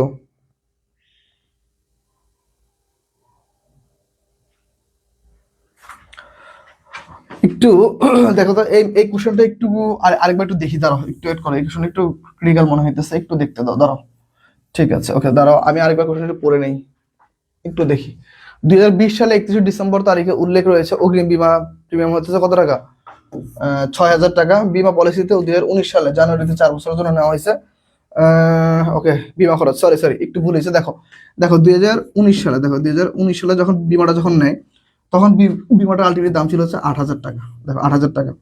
তাহলে 2019 সাল যখন পার হয়ে গেছে, তখন এইখান থেকে ওনারা 2,000 টাকা বাদ দিচ্ছে, যেহেতু 4 বছর, প্রত্যেক বছর 2,000 টাকা। তাহলে 2019 সালে ব্যালেন্স ছিল কত টাকা? 6,000 টাকা অগ্রিম। 6,000 টাকা ছিল অগ্রিম, ফাইন। 2020 সালে গিয়ে দেখো এই 6,000 টাকা প্রত্যেক বছর যদি 2,000 টাকা করে, তাহলে 2,000 টাকা খরচ বাদ দাও, তাহলে এখনো অগ্রিম আছে কত টাকা? 4,000 টাকা হচ্ছে অগ্রিম। তাহলে আলটিমেটলি দেখো, তাহলে আলটিমেটলি 2020 সালের 31 ডিসেম্বর তারিখে বিমা বাবদ খরচ কত টাকা হবে? 2,000 টাকা হবে। সরি, আমি একটু অ্যান্সারটা ভুল বলছি, খরচ হবে কত টাকা? 2,000 টাকা। 2,000 টাকা হবে, ওকে। 2,000 টাকা হবে অ্যান্সার। হ্যাঁ, কি যেন সুমায়া সারা, দেখো বোন আরেকবার ম্যাথটা বুঝাই দিচ্ছি, এই ম্যাথটা একটু কনফিউশন ছিলাম। দেখো এখন ক্লিয়ার কিনা দেখো, এখন আশা করি বুঝতে পারছো। এখন দেখো ক্লিয়ারলি বুঝতে পারছো কিনা আমাকে একটু জানাও, ঠিক আছে? এখন আশা করি একদম ক্লিয়ারলি বুঝতে পারছো, আমাকে একটু জানাও এই পর্যন্ত বুঝতে পারছো কিনা সবাই, দ্রুত একটু জানাও। আশা করি এই পর্যন্ত ক্লিয়ার। এখন দেখো, এখন হচ্ছে আমরা পরবর্তী কোশ্চেনে যাবো। দেখো কি বলছে, পরবর্তী কোশ্চেনে দেখো কি বলছে, একটি ফার্মে বিক্রিত পণ্যের ব্যয় হচ্ছে 5,40,000 টাকা, সমাপনী মজুদ পণ্য হচ্ছে 35,000 টাকা এবং প্রাইমারি মজুদ পণ্য হচ্ছে 25,000 টাকা হলে চলতি বছরে ক্রয়ের পরিমাণ কত? তাহলে ক্রয় নির্ণয় সূত্র কি? সূত্র দেখো, বিক্রিত পণ্যের ব্যয়, ওকে, বিক্রিত পণ্যের ব্যয় যোগ হচ্ছে সমাপনী মজুদ পণ্য, সমাপনী মাইনাস হচ্ছে প্রারম্ভিক, তাহলে ইকুয়াল টু যেটা পাবো সেটা হচ্ছে আমাদের ক্রয়, যেটা পাবো সেটা হচ্ছে আমাদের ক্রয়। তাহলে দেখো তো, আমাদের বিক্রিত পণ্যের ব্যয় কত টাকা আছে? 5,40,000 টাকা। সমাপনী মজুদ পণ্য কত টাকা আছে? 35,000 টাকা। আর হচ্ছে আমাদের প্রাইমারি মজুদ পণ্য কত টাকা আছে? 25,000 টাকা। তাহলে দেখো, তাহলে 5,40,000 টাকার সাথে পার্থক্য হলো 10,000 টাকা, তাহলে 5,50,000 টাকা। 5,50,000 টাকা হচ্ছে আমাদের রাইট অ্যান্সার, ওকে। 5,50,000 টাকা হচ্ছে আমাদের রাইট অ্যান্সার। আশা করি বুঝতে পারছো। তাহলে হচ্ছে পরবর্তী কোশ্চেন আমরা যদি চলে যাই, দেখো কি বলছে। ওকে, পরবর্তী কোশ্চেন যদি আমরা একটু যাই, দেখো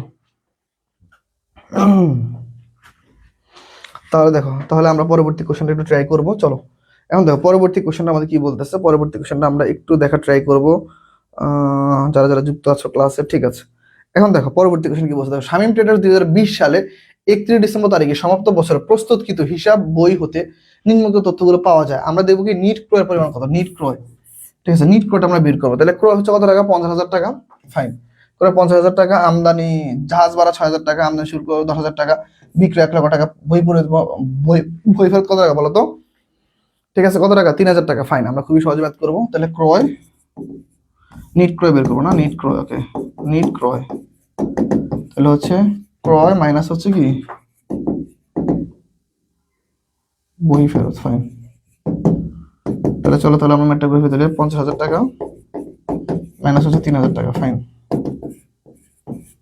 37,000 টাকা, ফাইন। দেখো তো সবার অ্যান্সারটা আসছে কিনা, সবাই একটা অ্যান্সার করো, সবাই 19 নম্বর কোশ্চেনটা অ্যান্সার করো তো দেখি, সবাই দ্রুত 19 নম্বর কোশ্চেনের অ্যান্সারটা করো, 19 নম্বর কোশ্চেনটা, ওকে, সবাই একটা অ্যান্সার করো, সবাই দেখি তো কার অ্যান্সারটা সঠিক হয়। সবাই একটা অ্যান্সার করো ভাইরা, প্লিজ,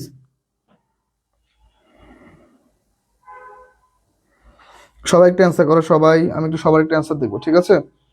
ওকে, ঠিক আছে, তাহলে আশা করি মোটামুটি সবাই বুঝতে পারছো। সবাই একটা অ্যান্সার করবো আমরা,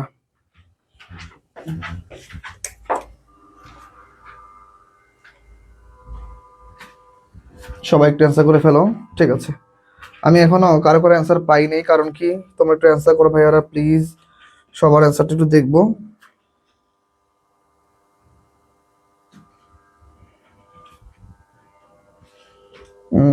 ঠিক আছে, ফাইন। তাহলে সবাই আমরা অ্যান্সার করতে পারছি না, চলো আমরা পরবর্তী কোশ্চেনে চলে যাই। পরবর্তী কোশ্চেন আমাদের কি বলছে দেখি। পরবর্তী কোশ্চেন আজকে অনেকগুলা ম্যাথ দেখছো, আজকে অনেকগুলো ম্যাথ। প্রাইমারি মজুদ পণ্য 50,000 টাকা, নিট করে 1,50,000 টাকা, সমাপনী মজুদ পণ্যের ক্রয় মূল্য 30,000 টাকা, বিক্রিত পণ্যের ব্যয় কত? তাহলে বিক্রিত পণ্যের ব্যয় নির্ণয় সূত্র কি বলতো? প্রারম্ভিক মজুদ পণ্য, ওকে, প্রারম্ভিক মজুদ পণ্য কত টাকা আছে? 50,000 টাকা, ওকে, যোগ কি বলতো ক্রয়, যোগ ক্রয় আছে কত টাকা? 1,50,000 টাকা, ওকে, 1,50,000 টাকা না, ওকে, 1,50,000 টাকা, আর হচ্ছে মাইনাস হচ্ছে কি বলতো সমাপনী মজুদ পণ্য, সমাপনী কত টাকা? 30,000 টাকা। ঠিক আছে, তাহলে এখন দেখো আমাদের অ্যান্সার কত আসে। বিক্রিত পণ্যের ব্যয়, বিক্রিত পণ্যের ব্যয়, বিক্রিত পণ্যের ব্যয় কত টাকা বলতো? 1,70,000 টাকা। ফাইন, 1,70,000 টাকা হচ্ছে আমাদের রাইট অ্যান্সার। কত টাকা? 1,70,000 টাকা হচ্ছে আমাদের রাইট অ্যান্সার। দেখো সবাই একটু অ্যান্সার করো, সবাই। 1,70,000 টাকা হচ্ছে আমাদের কি অ্যান্সার বলতো? Right answer. আশা করতেছি তোমরা সবাই বুঝতেছো। তাহলে আমরা একটু দ্রুত অ্যান্সার করবো, হ্যাঁ, আমরা দ্রুত একটু অ্যান্সার করে ফেলবো। যারা যারা ক্লাসে যুক্ত আছো সবাই একটু অ্যান্সার করবো। তাহলে পরবর্তী কোশ্চেনে যাই, চলো। দেখো নিচের কোনটি অস্পর্শনীয় সম্পদ বলতো? অস্পর্শনীয় মানে কি? যেটাকে ধরা যায় না, ছোঁয়া যায় না, কিন্তু কি তো প্রতিষ্ঠানের জন্য একটা সম্পদ। যেমন ধরো আমার প্রতিষ্ঠান থেকে ধরো এই পর্যন্ত প্রায় আমরা ধরো বিভিন্ন বিশ্ববিদ্যালয়ের স্টুডেন্ট মিলে আমরা প্রায় 27 জন, মনে হয় 27 জন আমাদের চান্স পাইছি, 27 জন আমাদের চান্স পাইছি, বুঝতে পারছো? সবাই তো পোস্ট করে, আমরা পোস্ট করবো সবার শেষে। আমাদের প্রতিষ্ঠান থেকে এই পর্যন্ত ধরো জাহাঙ্গীরনগর বিশ্ববিদ্যালয়, ঢাকা বিশ্ববিদ্যালয় বা রাজশাহী বিশ্ববিদ্যালয়, কুমিল্লা, চট্টগ্রাম বিশ্ববিদ্যালয়, এইগুলোতে মোটামুটি আমাদের 27 জন চান্স পাইছে। আমরা কোনো কিনা স্টুডেন্ট আমরা প্রকাশ করি না, আমরা আমাদের লাইভ ক্লাস করছি এরকম স্টুডেন্ট চান্স পেয়েছে, তাদের তথ্য আমার কাছে আছে। যারা আমাদের পেইড বেস থেকে চান্স পেয়েছে তাদের তথ্য আমার কাছে আছে। তার মানে কি এরা আমাদের চান্স পাওয়া স্টুডেন্ট, ঠিক আছে? আমরা যেগুলো আমাদের নিজস্ব যেটা চান্স পাবে সেটা বলবো। ধরো এখনো পরীক্ষা বাকি কি আছে? ধরো জিএসটি এখনো পরীক্ষা বাকি, ওকে, জিএসটি পরীক্ষা বাকি, তারপর ঢাকা সেন্ট্রাল ইউনিভার্সিটি বাকি, এনি বাকি। ধরো এইখানে ধরো আরো প্রায় 50 থেকে 60 জন চান্স পাবে। তো এই যে দেখো টোটাল স্টুডেন্ট কতজন চান্স পেলো? প্রায় 80 প্লাস শিক্ষার্থী চান্স পেলো। তো তো ধরো এইটা কিন্তু কেউ দেখা যেতেছে না, কিন্তু এইটা হচ্ছে আমার পজিশনের জন্য একটা সম্পদ। এটা আমার পজিশনের জন্য কি একটা সম্পদ, ঠিক আছে? যে হ্যাঁ এইটার ভ্যালু দেখে কি স্টুডেন্ট কি আমার পজিশনে আসবে। তো সেম ভাবে কল্পনা করলে ধরো ট্রেডমার্ক, একটা পজিশন যদি ট্রেডমার্ক থাকে, কোনো একটা পণ্যতে যদি ট্রেডমার্ক থাকে, তাহলে মানুষ কি ধারণা করবে বলতো? মানুষ ধারণা করবে যে হ্যাঁ এই পণ্যটা বিশ্বস্ত, ঠিক আছে, এই পণ্যটা আসলে এইটা একটা ট্রেড লাইসেন্স আছে। তো এই জন্য কি করা হয়? তাহলে অস্পৃশ্য সম্পদ, যেটা ধরা ছোঁয়া যায় না কিন্তু তবু কি আমাদের সম্পদ, সেটাকে কি বলা হয়? অস্পৃশ্য সম্পদ। কি? ট্রেডমার্ক, তারপর সুনাম, কপিরাইট, ঠিক আছে, এইগুলো হচ্ছে কি আমাদের অস্পর্শনীয় সম্পদ। ফাইন, তাহলে পরবর্তী কোশ্চেন দেখো তো, বিক্রিত পণ্যের ব্যয় অন্তর্ভুক্ত কোনটি? দেখো তো বিক্রিত পণ্যের ব্যয় বলো, সবাই একটু অ্যান্সার করো। বিক্রিত পণ্যের ব্যয়ে কোনটি অন্তর্ভুক্ত হয় বলো? বিক্রিত পণ্যের ব্যয় কোনটি অন্তর্ভুক্ত হয়? মনিহারি খরচ, বই পরিবহন, নাকি বেতন? একটাও না, জাহাজ ভাড়া অন্তর্ভুক্ত হয়। কি অন্তর্ভুক্ত হয়? জাহাজ ভাড়া। জাহাজ ভাড়া হচ্ছে কি অন্তর্ভুক্ত হয়। ফাইন, এখন একতরফা দাখিলা পদ্ধতি, এইখানে হচ্ছে আমরা যে জিনিসটা পড়বো পাশে একটু পড়ে নিবা। সেটা হচ্ছে ধরো প্রারম্ভিক মূলধন, তারপর হচ্ছে সমাপনী মূলধন, এই সূত্রগুলো বেশি আসে। সমাপনী মূলধন আর হচ্ছে লাভ বা ক্ষতি।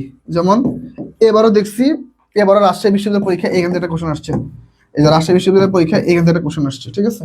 তো এই জিনিসটা তোমরা একটু পড়ে নিবা, এই জিনিসটা আমরা এখানে আলোচনা করবো না, ঠিক আছে? আমরা ডিরেক্ট কোশ্চেনে চলে যাবো। দেখো কি বলছে, একতরফা দাখিলা পদ্ধতিতে কোন ধরনের হিসাব সংরক্ষণ করা হয় বলতো? একতরফা দাখিলা পদ্ধতিতে সাধারণত এইটা হচ্ছে একটা অসম্পূর্ণ হিসাব। এটা কি? অসম্পূর্ণ হিসাব। কেননা এইখানে ডেবিট ক্রেডিট পক্ষ বা এইগুলো সাধারণত কাউন্ট করা হয় না, অসম্পূর্ণ হিসাব। তাহলে দেখো একতরফা দাখিলা পদ্ধতিতে কোন হিসাবগুলো সংগ্রহ করা হয়? নগদান এবং ব্যক্তিগত হিসাবগুলো সংগ্রহ করা হয়। কি করা হয়? নগদান ও ব্যক্তিগত হিসাবগুলো কি করা হয়? সংরক্ষণ করা হয়। ফাইন, তাহলে পরবর্তী কোশ্চেনে যাও। দেখো কি বলছে, পরবর্তী কোশ্চেন কি বলছে দেখো, প্রতি সপ্তাহে 500 টাকা করে উত্তোলন করলে 10% হারে উত্তোলন সুদ কত? তাইলে দেখো 500 টাকা করে যদি উত্তোলন করে, তাহলে আমাদের সপ্তাহ কটা? বছরে হচ্ছে 12টা সপ্তাহ, তাহলে কত টাকা উত্তোলন করছে বলতো? 26,000 টাকা। তাহলে 26,000 টাকা 10% কত? 26,000 10% কত বলতো? 2,600 টাকা। আর উত্তোলন সুদ কত দিনে হয়? 6 মাসের হয়। তাহলে আলটিমেট রাইট আনসার কত? 1300 টাকা। তাহলে রাইট আনসার কত? রাইট আনসার হচ্ছে 1300 টাকা। ঠিক আছে, রাইট আনসার কত বলতো? 1300 টাকা। ফাইন, সবাই অ্যান্সার করো, সবাই 24 নম্বর কোশ্চেনের অ্যান্সারটা সবাই করে ফেলো। 24 নম্বর কোশ্চেনের অ্যান্সারটা সবাই করে ফেলো, সবাই প্রত্যেকে অ্যান্সার করে ফেলো। আশা করি তোমরা প্রত্যেকে বুঝতে পারতেছো ম্যাথগুলো। একটু যারা যারা বুঝতে পারতেছো না আমাকে একটু জানাবা, যে ভাই বুঝতে পারতেছি না, ঠিক আছে? ওকে, সবাইকে জানাবো যে ভাই আমি একটা বুঝতে পারতেছি না বা কোনোটা সমস্যা হইতেছে, ঠিক আছে? আমাকে একটু কনফার্ম করবা, যারা কনফার্ম করবা খুব দ্রুত, ওকে ভাই, জানাবা।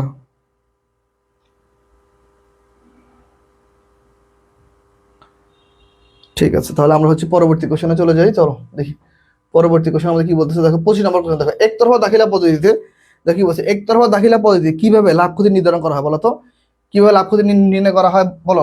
লাভ ক্ষতি বিবরণীর মাধ্যমে, মালিকানা সত্ত্ব বিবরণীর মাধ্যমে, বৈশ্বিক বিবরণীর মাধ্যমে, নাকি লাভ লোকসান আবন্টনের মাধ্যমে? আলটিমেটলি এটা হচ্ছে বৈশ্বিক বিবরণীর মাধ্যমে। কিসের মাধ্যমে? বৈশ্বিক বিবরণীর মাধ্যমে, বৈশ্বিক বিবরণী। ঠিক আছে, বৈশ্বিক বিবরণীর মাধ্যমে কি করা হয়? এটা লাভ ক্ষতি কি বন্টন সব কি করা হয়, ফাইন। তাহলে আমরা পরবর্তী কোশ্চেনে চলে যাই। কারা কারা ক্লাসে এখনো যুক্ত আছো ভাইয়ারা? ঠিক আছে, আমরা দেখতেছি আমাদের প্রায় 84 জন শিক্ষার্থী এখন আমাদের ক্লাসে যুক্ত আছে। ঠিক আছে, ওকে। যারা যারা হাল ছেড়ে দিছো যে ভাই হয়তো একটা বিষয় তো হয় নাই, মনে আর হবে না, হাল ছেড়ে দিও না, একটু লড়াই করে যাও, ইনশাল্লাহ ভালো কিছু হবে। দেখো, স্যানিটেটার্সের প্রারম্ভিক কল কবজার পরিমাণ হচ্ছে 70,000 টাকা, বছরের মাঝামাঝিতে আরো 25,000 টাকা কল কবজা কি ক্রয় করা হয়। তাহলে সমাপনী দিনে কল কবজার পরিমাণ কত? এটা খুব সহজ। তাহলে 70,000 টাকা আগে ছিল, আরো 25,000 টাকা নিয়ে আসছে, তাহলে টোটাল কত টাকা? টোটাল হচ্ছে 95,000 টাকা, শেষ। তাহলে 95,000 টাকা হচ্ছে আমাদের রাইট অ্যান্সার। এটা খুব সহজ একটা অ্যান্সার ছিল, সহজ কোশ্চেন। মনে রাখবা কিছু কিছু সহজ কোশ্চেন রাখা হয়, কারণ অনেক সময় দেখা যায় সহজ কোশ্চেন স্টুডেন্ট পরীক্ষা আসলে কনফিউশনে পড়ে যায়, যে মনে হয় সবার শেষে যে যে সম্পদ আসছে ওইটা রাখতে হবে। কোন হিসাবটি একতরফা দাখিলা পদ্ধতি সংরক্ষণ করা হয় না বলতো?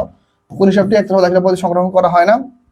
প্রাপ্য হিসাব, প্রদেয় হিসাব, সম্পত্তিবাচক হিসাব, না কোনটা বলো, নাকি নামিক হিসাব বলো? সবাই একটু অ্যান্সার করো সবাই। 26 নম্বর কোশ্চেন শেষ, 27 নম্বর কোশ্চেন অ্যান্সার করো। 27 নম্বর কোশ্চেন কি? দেখো, কোন হিসাবটি কি একতরফা দাখিলা পদ্ধতি হিসাব সংরক্ষণ করা হয় না? নামিক হিসাব সংরক্ষণ করা হয় না। ওকে, রাইট অ্যান্সার কি বলো তো? নামিক হিসাব। ঠিক আছে, রাইট অ্যান্সার কি ভাইয়া? নামিক হিসাব। ওকে,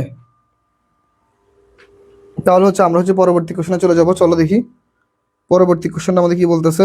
ওকে, 27 নম্বর কোশ্চেন অ্যান্সার করো। 27, যারা যারা ক্লাস করতেছে একটু দ্রুত অ্যান্সার করো, দ্রুত, ফাইন, দ্রুত একটু অ্যান্সার করো, দেরি করা যাবে না। ঠিক আছে, আমরা একটু দ্রুত অ্যান্সার করে ফেলবো। ঠিক আছে, ওকে। তাহলে হচ্ছে আমরা পরবর্তী কোশ্চেনে যাই, চলো দেখি পরবর্তী কোশ্চেন আমাদের কি আছে। পরবর্তী কোশ্চেন দেখো কি বলছে। ওকে, পরবর্তী কোশ্চেন কি বলছে দেখো, একতরফা দাখিলা পদ্ধতিতে লাভ ক্ষতি নির্ণয় করা কিসের ভিত্তিতে বলো তো? একতরফা দাখিলা পদ্ধতিতে লাভ ক্ষতি কিসের ভিত্তিতে নির্ণয় করা হয় বলো? সবাই একটু যুক্ত হও সবাই। তোমরা ভাবতে পারো আয় ব্যয় ভিত্তিতে, সম্পত্তি ভিত্তিতে, দায় ভিত্তিতে, কিন্তু না, আলটিমেটলি মূলধনের ভিত্তিতে। মূলধনের ভিত্তিতে কি করা হয়? একতরফা দাখিলা পদ্ধতি কি হিসাব সংরক্ষণ করা কিসের ভিত্তিতে ভাইয়া? মূলধনের ভিত্তিতে, ফাইন। তাহলে হচ্ছে আমরা পরবর্তী কোশ্চেনে যাবো। দেখো পরবর্তী কি বলছে দেখো, কোনটি ব্যবসা মূলধনকে হ্রাস ঘটায়? এটা আমরা খুবই সহজে একটা অ্যান্সার জানি। মূলধনকে হ্রাস, মূলধনকে তখন হ্রাস হয় কখন বলতো? আয় বৃদ্ধি পেলে মূলধন কি হয়? বৃদ্ধি পায়। ওকে, তারপর উত্তোলন সুদ হলে কি মূলধন বৃদ্ধি পায়? বিনিয়োগের সুদ হলে মূলধন বৃদ্ধি পায়। তাহলে ব্যয়, ব্যয়ের ফলে কি হয়? আলটিমেটলি ব্যয়ের ফলে কি আমাদের মূলধন হ্রাস ঘটে। ব্যয়ের ফলে কি হয়? মূলধন হ্রাস ঘটে। পরবর্তী কোশ্চেন যায়, দেখো কি বলছে। মাসের শুরুতে উত্তোলনের পরিমাণ হচ্ছে 1,000 টাকা, 5% হলে উত্তর সুদ কত? তাহলে 1,000 টাকার উপর 5% দাও, তাহলে 1,000 ইন্টু 5%, তাহলে 1,000 টাকা 5% কত টাকা বলো তো? 50 টাকা। তাহলে দেখো, তাহলে হচ্ছে মাসের শুরুতে মানে কত বলো? 6.5, তাহলে 6.5, তাহলে কথা বলো তো? সবাই একটু অ্যান্সার করো, কত হবে দেখি।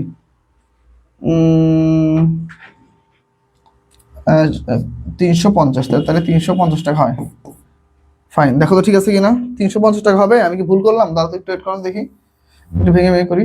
ফাইন, দিলাম 10 দিয়ে ভাগ দিই, 10 দিয়ে 0 কাটলে তাহলে কত হয়? 5 5 25, 5 না, হাতে থাকে কত? 2, 5 30, 325, সরি 325 টাকা। 325 টাকা হচ্ছে রাইট অ্যান্সার। 325 টাকা। ওকে, 325 টাকা হচ্ছে আমাদের রাইট অ্যান্সার। 325, সবাই একটু অ্যান্সার করে ফেলো। পরবর্তী কোশ্চেন আমরা একটু চলে যাই। দেখো পরবর্তী কোশ্চেন আমাদের কি বলতেছে দেখো, বলছে একতরফা দাখিলা পদ্ধতি নিট লাভ নির্ণয় করার জন্য প্রস্তুত করা হয় কি বলো তো? নিট লাভের জন্য কি কি প্রস্তুত করা হয় বলো? লাভ লোকসান হিসাব, লাভ লোকসান বিবরণী, আয় বিবরণী, কোনটা? সবাই একটু অ্যান্সার করো দেখি, কি অ্যান্সার হতে পারে সবাই। আমরা ক্লাসের প্রায় শেষ মুহূর্ত পর্যন্ত চলে আসছি, সবাই একটু অ্যান্সার করো, সবাই দ্রুত একটু অ্যান্সার করো দেখি কি অ্যান্সার হতে পারে। সবাই একটু অ্যান্সার করো ভাইয়া প্লিজ, দ্রুত, ঠিক আছে? সবাই একটু অ্যান্সার করবো সবাই, আমরা মাত্রই পড়ে আসছি না? সবাই একটু অ্যান্সার করো সবাই, কি হবে অ্যান্সার? সবাই একটু অ্যান্সার করতে ভাই দেখি। ওকে, লাভ লোকসানের জন্য কি করা হয় বলতো? লাভ লোকসান হিসাব প্রস্তুত করা হয়। কি প্রস্তুত করা হয়? লাভ লোকসান হিসাব প্রস্তুত করা হয়, ফাইন। তাহলে হচ্ছে আমরা হচ্ছে পরবর্তী কোশ্চেনে যাব, 32 নম্বর কোশ্চেন। ঠিক আছে, চলো দেখো, প্রত্যেক মাসের প্রথম তারিখে যদি উত্তোলন করা হয়, উত্তোলন সুদ কত রাখা হয়? 6.5। উত্তোলন করলে কত হয়? 6.5। উত্তোলন করলে কত হবে? 6.5 হবে। উত্তোলন করলে কত হবে? 6.5। ঠিক আছে, তাহলে আমার পরবর্তী কোশ্চেনে দেখো কি বলছে। পরবর্তী কোশ্চেন কি বলছে দেখো, মিস্টার শিপন সমাপনী মূলধন হচ্ছে 30,000 টাকা, যা প্রারম্ভিক মূলধনের চেয়ে 20% কম, তাহলে এইটা হচ্ছে 80%। তাহলে 80% যদি দেখো 80% যদি কত হয়, 80% যদি 30,000 টাকা হয়, তাহলে 1% কত, 1% হচ্ছে 30,000 ডিভাইড বাই হচ্ছে 80, আর হচ্ছে 100% কত, 100%, তাহলে কত হতো 30,000 ইন্টু 100 ডিভাইড বাই 80, কাটাকাটি করো, ভাগ করলে কথা হয় ডিরেক্ট করে দে, হ্যাঁ 37,500 কত হয়, 37,500। তাহলে বছর মূলধনের সুদ কত, মূলধনের সুদ বের করতে বলছে, তাহলে দেখো তাহলে দেখো 37,500 ইন্টু 5%, তাহলে বলো কথা বলো তো 1875। 1800 কথা বলো তো ভাই, 1875 হচ্ছে আমাদের রাইট অ্যান্সার, 1875 হচ্ছে আমাদের রাইট অ্যান্সার। ওকে ঠিক আছে, তাহলে হচ্ছে আমরা হচ্ছে পরবর্তী কোশ্চেনে যাবো। রাইট অ্যান্সার কত, 1875। ফাইন। একতরফা দাখিলা পদ্ধতিতে নিচের কোনটি, দেখো একতরফা দাখিলা পদ্ধতিতে আর্থিক অবস্থা জানতে চাইলে কোনটি প্রস্তুত করা হয় বলতো?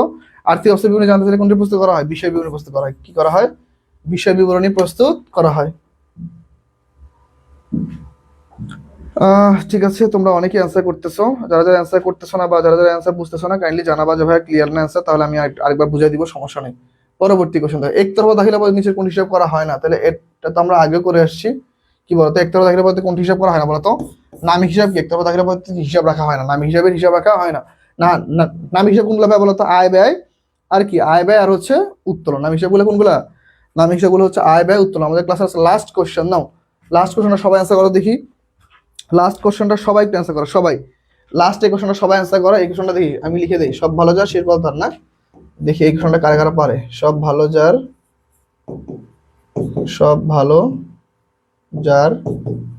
শেষ ভালো তার। ওকে, শেষ ভালো তার। ফাইন, দেখি লাস্ট কোশ্চেনটা কে কে অ্যান্সার দিতে পারে। একটা মাসের শেষ তারিখে কিন্তু বলে দিয়েছে, শেষ তারিখে 400 টাকা করে উত্তোলন করা হয়। উত্তোলনের উপর 10% সুদ ধার্য করা হলে সুদের পরিমাণ কত? ফাইন, শেষ তারিখ যদি হয়, লাস্ট কোশ্চেন। ফারিয়া রহমান জয়িতা, শেষ দিকে আসছো ক্লাসে, ঠিক আছে। তাহলে আমি ম্যাটটা করি, দেখি আমার কারা কারা অ্যান্সার করতে পারবো। 400 টাকার উপর 10%, ওকে 10% যেটা আসবে সেটাকে কি করবো, ইন্টু 5.5। ফাইন, তাহলে দেখো 400 10% কত টাকা, 40 টাকা ইন্টু 5.5। তাহলে 5.5 কে আমি কি করবো, পয়েন্টটা তুলে দিব, তাহলে 55/10 এর মধ্যে এই শূন্য কাটে, তাহলে কথা বলো তো 4 5 20 শূন্য হাতে কত 2, 4 5 20 দিয়ে কত 22, তাহলে 220 টাকা। 220 টাকা হচ্ছে আমাদের রাইট অ্যান্সার। কার কার অ্যান্সার সঠিক হয়েছে আমি একটু দেখি, কত টাকা অ্যান্সার হবে? অ্যান্সার হবে 220 টাকা। যাদের অ্যান্সার 220 টাকা আসছে তাদেরটা হয়েছে 480 টাকা। দিশা অ্যান্সার করেছো না, হয় নাই। ওকে, আমি দেখতে পারতেছি 36 নম্বর অ্যান্সার করেছো রাহিমা নেহার, বি। থ্যাংক ইউ বোন, তোমার অ্যান্সারটা সঠিক হয়েছে। ডালিয়া লিয়া অ্যান্সার সঠিক হয়েছে। হৃদয় রানা অ্যান্সার সঠিক হয়েছে। সুমায়া সারা, থ্যাংক ইউ বোন, সবার অ্যান্সার সঠিক হয়েছে। সবাই একটু অ্যান্সার করো। অ্যাঞ্জেল জান্নাত, তোমার অ্যান্সার সঠিক হয়েছে বোন। মানে কুমার চাকমা, না রে ভাই তোমার অ্যান্সার সঠিক হয় না। চামিলি অ্যান্সার সঠিক করেছো, ঠিক আছে। আজকে আমাদের ক্লাসে হাবিবা ছিল না, না ঠিক আছে। সবাই একটু আমরা ক্লাসে থাকার চেষ্টা করবো। তাহলে এই পর্যন্ত আশা করি মোটামুটি সবাই বুঝতে পারছো, ঠিক আছে। আমরা তাহলে পরবর্তী কোশ্চেনে চলে যাব নাকি শেষ করে দিব? আজকে আমাদের এইটা হচ্ছে লাস্ট কোশ্চেন। তো আজকে ক্লাসটা আমাদের এই পর্যন্তই থাকবে। সবাই ভালো থাকো, সুস্থ থাকো, ইনশাল্লাহ আবার আগামী দিন হৃদয় রানা, মেশকাতুল মার্জিয়া, ওকে মাসকুলা জিম, ফারিয়া রহমান জয়িতা অ্যান্সার করেছে, মাজিদুল, সবাইকে অনেক অনেক থ্যাঙ্কস। আর তোমাদের জন্য একটা অ্যানাউন্সমেন্ট হচ্ছে, কালকে আমাদের ইংলিশ কিন্তু অনেক বড় একটা ক্লাস হবে, ঠিক আছে। কালকে আমাদের ইংলিশ অনেক বড় একটা ক্লাস হবে, ইনশাল্লাহ আশা করছি তোমরা সবাই ক্লাসে থাকবা, ঠিক আছে। আমরা তাহলে আজকে ক্লাসটা এই পর্যন্ত রেখে শেষ করব। সবাই সুস্থ থাকো, ভালো থাকো, ইনশাল্লাহ আগামীকালকে দেখা হবে আবার তোমাদের সাথে ইংরেজি একটা বেস্ট একটা ক্লাস নিয়ে। সেই পর্যন্ত সবার জন্য মন থেকে দোয়া শুভকামনা। ওকে, আল্লাহ হাফিজ।